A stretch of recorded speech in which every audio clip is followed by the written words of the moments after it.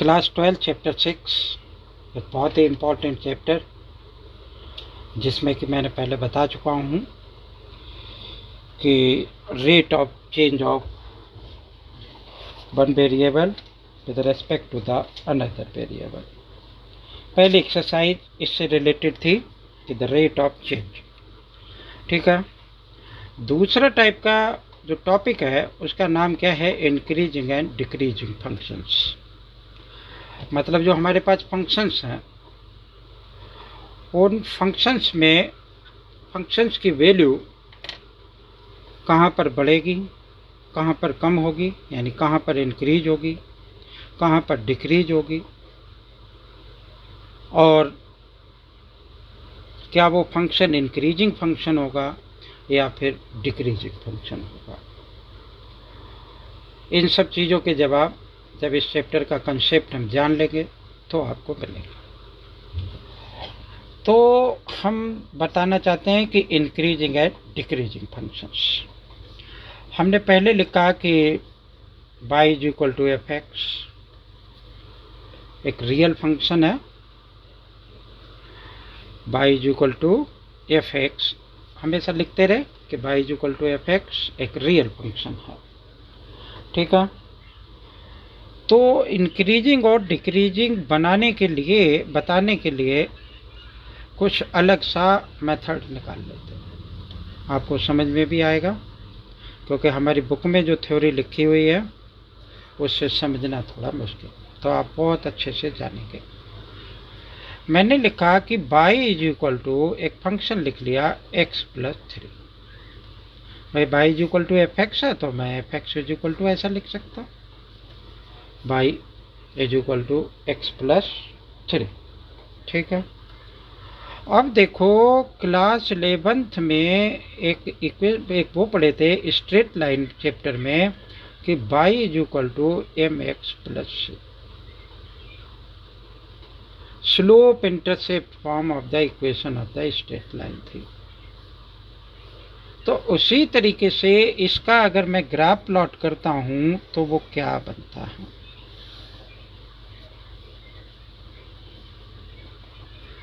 ठीक है।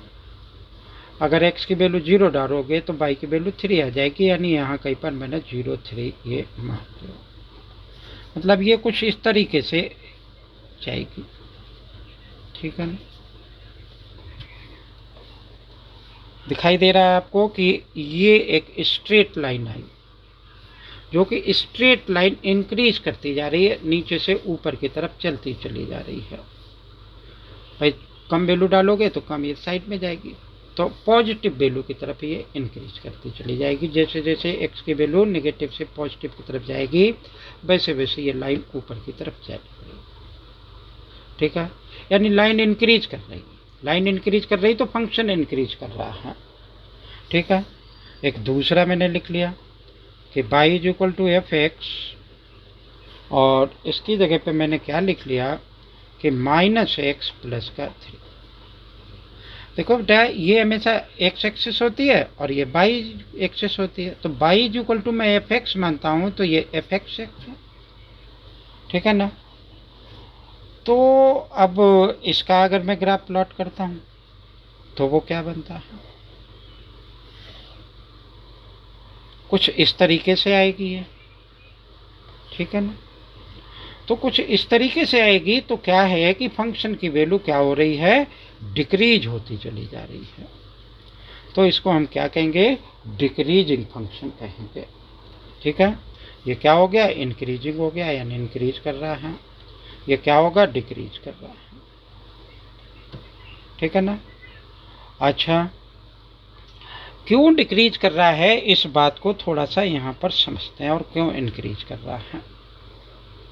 भाई y is equal to M X, M क्या होता है, टेन थीटा होता है, स्लोप होता है।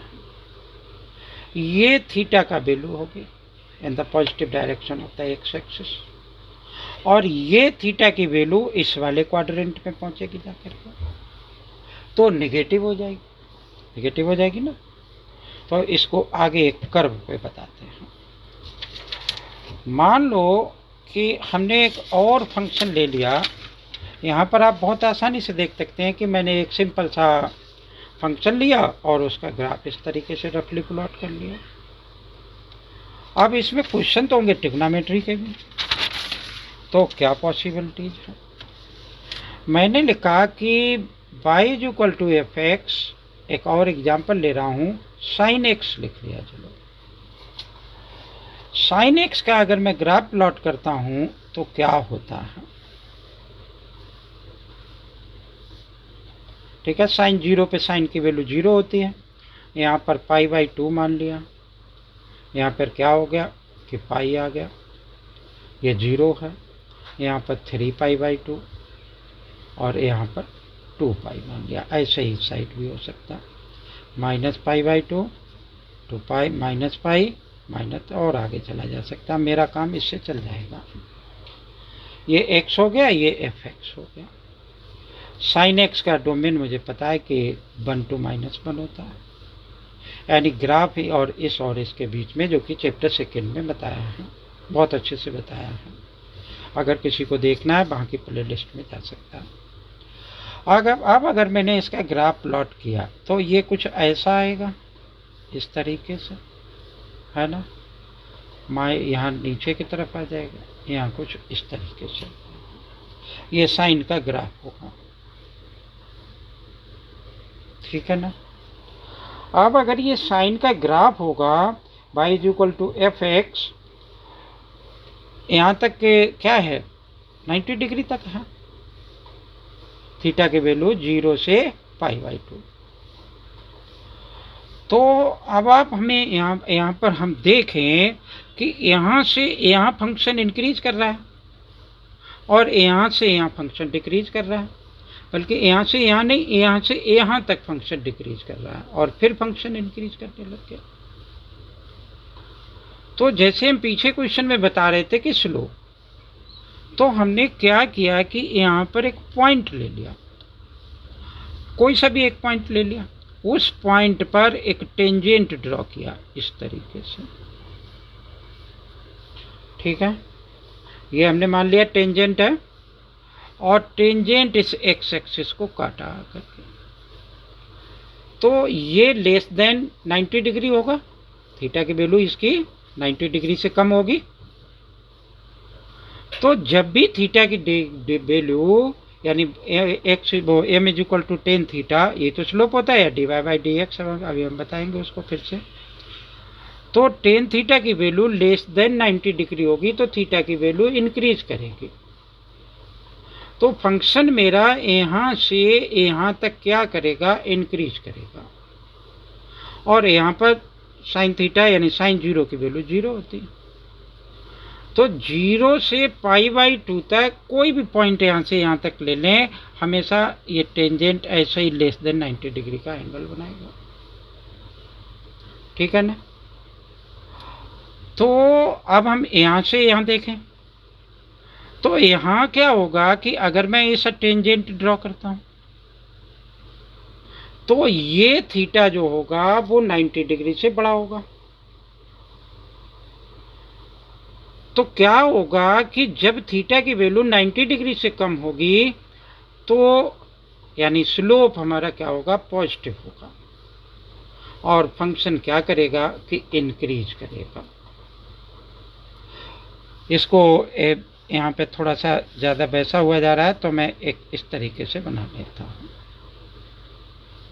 ठीक है, यहाँ π/2 ले लिया और यहाँ पर ये पॉइंट ले लिया, ये टेंजेंट बनाया मैंने। ठीक है ना। तो आप देखें कि इस तरीके से ये जब कर्व इंक्रीज करती है 0 से π/2 तक, तब तक ये ऐसा ही रहेगा, चाहे इस पॉइंट पर तक ड्रॉ कर दें। और जैसे ही हम क्या करेंगे कि इससे आगे की तरफ बढ़ेंगे, ये इस तरीके से, तो आप देखेंगे कि स्लोप जो होगी वो अगर एक्स एक्सिस पे मिलाएंगे तो π - थीटा पे बन जाएगी, थीटा इधर वाला होगा, तो tan थीटा की वैल्यू नेगेटिव हो जाएगी। तो इसका मतलब क्या हुआ कि जब फंक्शन हमारा इंक्रीज तभी करेगा जबकि क्या हो कि थीटा की वैल्यू लेस देन 90 डिग्री हो। और डिक्रीजिंग कब होगा, यानी ये केस किसका हो गया, इंक्रीजिंग का। ये केस किसका हो गया, इंक्रीजिंग का। ये केस किसका हो गया, डिक्रीजिंग का। ठीक है। अब आप हमसे ये भी तो कह सकते हैं सर कि यहाँ पर भी तो फंक्शन की वैल्यू, ये ग्राफ नीचे की तरफ आ रहा, तो यहाँ पर भी डिक्रीजिंग होगा, यहाँ से फिर इंक्रीज करेगा। तो एक ही ग्राफ कहीं पर तो इंक्रीज कर रहा है और कहीं पर डिक्रीज कर रहा है। तो इस टाइप के फंक्शंस को हम क्या कहेंगे कि नाइदर इंक्रीजिंग नॉर डिक्रीजिंग। ठीक है। इस टाइप के फंक्शन का एक और नाम होता है जिसको हम क्या कहते हैं, मोनोटोनिक फंक्शंस। क्या कहते हैं, मोनोटोनिक फंक्शंस। अब एक बहुत अच्छी सी बात कि इस पॉइंट पर पे तो हमने कुछ चेक ही नहीं किया, तो इस पॉइंट पे अगर हम कर्व ड्रॉ, वो लाइन ड्रॉ करें, टेंजेंट ड्रॉ करें, तो वो क्या होगा, एक्स एक्सिस के पैरेलल होगा। एक्स एक्सिस के पैरेलल होगा। तो dy बाई डी एक्स या थीटा की वैल्यू वो m इज इक्वल टू कितना हो जाएगा, स्लोप कितना हो जाएगा, dy by D X is equal to 0 हो जाएगा। क्यों 0 हो जाएगा, टेन 0 की वैल्यू 0 हो गई। ठीक है ना। तो एक बात समझ में आती है कि जब हम यहाँ से यहाँ तक स्लोप वो इंक्रीजिंग या डिक्रीजिंग चेक करें, तो इंक्रीजिंग है यहाँ पे, तो क्या होगा कि ये dy बाई डी एक्स क्या है, हमारा डिफ्रेंशिएशन ही तो है, तो D F dash x will be greater than 0। और यानी यहाँ लिख लेते हैं, वहाँ थोड़ा सा ज़्यादा वैसा हो रहा है, F dash X is greater than 0। और इस केस में क्या होगा जा करके कि F dash X is less than 0। और जब हम इस पॉइंट पर चेक करें इस तरीके से, तो क्या होगा कि dy by D X is equal to 0, dy by D X is equal to 0। तो अब हमारे पास कुछ रिलेशंस आ गए इंक्रीजिंग और डिक्रीजिंग फंक्शंस के लिए। वो क्या क्या रिलेशंस आ गए। पहली बात, जब भी हमें किसी भी फंक्शन को दो तरीके के क्वेश्चंस होंगे, सॉरी, नंबर 1 जिसमें पता करना होगा कि फंक्शन इंक्रीज कर रहा है और डिक्रीज कर रहा है, या नाइदर इंक्रीज और नॉट डिक्रीज कर रहा है, या आइदर इंक्रीज और डिक्रीज कर रहा है, नाइदर नहीं, आइदर इंक्रीज और डिक्रीज कर रहा है। दूसरा हमारे पास क्या होगा कि हमें इंटरवल्स फाइंड आउट करने होंगे। इंटरवल्स फाइंड आउट करने होंगे कि इस इंटरवल में जो है फंक्शन की वैल्यू इंक्रीज कर रही और डिक्रीज कर रही है, यानी वो इंटरवल हमें निकालने होंगे। तो हमारे पास क्या क्या ऑप्शंस होंगे। नंबर 1, जो भी फंक्शन दे रखा होगा कि F X is equal to, मान लो कि हमें कोई फंक्शन दे, हम क्या करेंगे, एफ डैश एक्स निकाल लेंगे उसका। एफ डैश एक्स निकालने के बाद हम क्या करेंगे कि एफ डैश एक्स बराबर 0 रखेंगे, एक्स की कुछ वैल्यू जाएंगी। ठीक है। एक्स की जो वैल्यू जाएंगी उनको हम एक लाइन पर रिप्रेजेंट कर देंगे। मान लो एक्स की वैल्यू 2 आ गई, तो हमारे पास एक्स की वैल्यू अगर ये 2 आई है तो 2 मैंने यहाँ लिख लिया, और एक माइनस इन्फिनिटी यहाँ और एक इन्फिनिटी यहाँ पर लिख लिया। ठीक है। अब हम पता करेंगे क्या इस इंटरवल में या इस इंटरवल में किस में इंक्रीज कर रही है और किस में डिक्रीज कर रही है। तो उस केसेस में हम क्या करेंगे कि हम पहले ये इंटरवल लिख लेंगे। ठीक है। इंटरवल लिख लेंगे, ये माइनस इन्फिनिटी टू 2 और 2 टू इन्फिनिटी। अगर मैं इस तरीके का साइन यूज करूं तो स्ट्रिक्टली इंक्रीजिंग, मतलब इनके बीच की कोई वैल्यू मुझे लेनी होगी, कहाँ पुट करनी होगी, एफ डैश एक्स में, और पता करना होगा कि पॉजिटिव आएगा या फिर निगेटिव आएगा। यहाँ लिख लूँगा मैं नेचर। अगर एफ डैश एक्स की वैल्यू पॉजिटिव आई तो इस वाले इंटरवल में क्या होगा, फंक्शन इंक्रीज करेगा।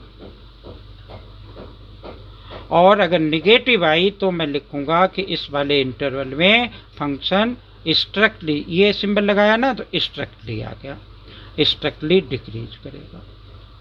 ठीक है, तो स्ट्रिक्टली इंक्रीजिंग या डिक्रीजिंग के लिए तो ये हो गया। और अगर ये वाला हुआ हमारा क्लोज्ड इंटरवल, ये इंक्रीजिंग या डिक्रीजिंग के लिए लगाऊंगा मैं। ठीक है ना। अब इन्फिनिटी में क्या होता है कि माइनस इन्फिनिटी और इन्फिनिटी हमेशा यही सिंबल लगाते हैं बेटा, ये सिंबल मतलब ओपन इंटरवल लगाया करते हैं। तो अब हमें क्या रिजल्ट मिल रहा है ओवरऑल से, हमें रिजल्ट मिला कि हमने पहले एफ डैश एक्स निकाला, F dash X is greater than and equal to 0, function increase कर रहा है। F dash X is greater than 0, strictly increase कर रहा है। F dash X is less than equal to, function decrease कर रहा है। F dash X is less than 0 तो क्या हो गया, स्ट्रिक्टली डिक्रीज कर रहा है। ठीक है। और इसकी तरह अगर कोई फंक्शन आ गया कि बढ़ रहा है घट रहा है कहीं पर, तो हम क्या लिख लेंगे कि नाइदर इंक्रीजिंग नॉट डिक्रीजिंग सब types of a function is said to be monotonic functions. ठीक है। तो अब इससे आगे कुछ और कंसेप्ट यहाँ पर हम देखें कि जैसे ये हमने वैल्यू दे रखी थी तो 0 से π/2 हो गया, ऐसे क्वेश्चंस में आएंगे। इंक्रीज कर रहा है, π/2 से पाई आ गया, डिक्रीज कर रहा है, पाई से 3π/2 क्या हो रहा है, डिक्रीज कर रहा है, और 3π/2 से 2π तक फंक्शन क्या कर रहा है, इंक्रीज कर रहा है। अब हम कुछ और ग्राफ ड्रा करते हैं। मान लो कि हमने एक इस तरीके से ग्राफ ड्रा किया। ठीक है, देखें कि ये लाइन इस लाइन के पैरेलल आ रही, तो ये जब लाइन इस तरीके से बढ़ती चली जा रही है और बीच में इस तरीके से आ गया तो फंक्शन क्या हो रहा है, इंक्रीज कर रहा है। ये x है और ये f(x) है। और अगर ये इस तरीके से आ जाता है, इस तरीके से कर्व बढ़ती ही चली जा रही, इस तरीके का कोई सिंबल इसमें नहीं है, तो स्ट्रिक्टली इंक्रीज कर रहा है अगर ऐसा ग्राफ बन करके आए। फिर मैंने दूसरा बनाया कि क्या बनाया इसमें कि उल्टा कर दिया, इसको इस वाले को उल्टा करके हमने बना दिया कि तो हमारा क्या बनेगा कि ये आया और इस तरीके से इस तरीके आई है, ऊपर से नीचे की तरफ चला है, तो क्या हो रहा है, डिक्रीज कर रहा है ये। और फिर इस तरीके की कर्व बना दी तो स्ट्रिक्टली डिक्रीज कर रहा है ये। ठीक है ना। और फिर कहीं पर इस तरीके से आ जाए, जैसा कि साइन एक्स का था, मान लो कॉस एक्स का ऐसा आ जाए, तो हमें क्या होगा कि हम इंटरवल्स डिफाइंड करेंगे उसके। जिस क्वेश्चन में भी पूछेगा कि इंटरवल बताओ, तो उसमें हमें इंटरवल्स डिफाइंड करने पड़ेंगे, बताने पड़ेंगे। ठीक है ना। अब क्या होता है कि जैसे हमने तो ग्राफ से ऐसे बहुत सारे बना दिए और बता दिया आपको इंक्रीजिंग या डिक्रीजिंग। तो ग्राफ सब फंक्शंस का, मान लो कि हमारी बुक में एक फंक्शन दे रखा है कि f(x) = x+1 का क्यूब और x+3 का क्यूब। अब इसका ग्राफ प्लॉट करना तो बड़ा मुश्किल है, तो हम क्या लगाएंगे कि भाई पहले इसको डिफ्रेंशिएट कर देंगे, f(x) = 0 रखेंगे। ठीक है, x की वैल्यू निकालेंगे, लाइन पर प्लॉट करेंगे, इंटरवल में कन्वर्ट करेंगे और फिर बताएंगे कि ये किस पॉइंट पर फंक्शन की वैल्यू इंक्रीज हो रही है और किस पॉइंट पर फंक्शन की वैल्यू डिक्रीज हो रही है, उनको हम इंटरवल मान लेंगे। ठीक है, उम्मीद है कि वीडियो पसंद आई होगी, आपको ये क्लियर हो गया होगा कि what is increasing and decreasing. तो अगर वीडियो पसंद आई शेयर करें, सब्सक्राइब करें और लाइक करें। Thank you. जय हिंद।